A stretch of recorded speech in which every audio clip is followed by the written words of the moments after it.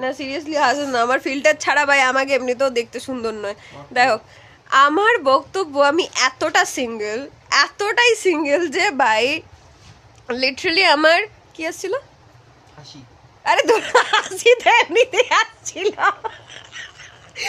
আরে বলতে দে না ভাই, তোর একটু বলতে দে। ব্যাপার হয়েছে আমার ফিডে খালি গিয়েদের ভিডিও আসছে, আর আমি লিটারালি তাদের দেখে লজ্জা পাচ্ছি। মানে কিরকম অবস্থা আমার, যে আমি কতটা সিঙ্গেল,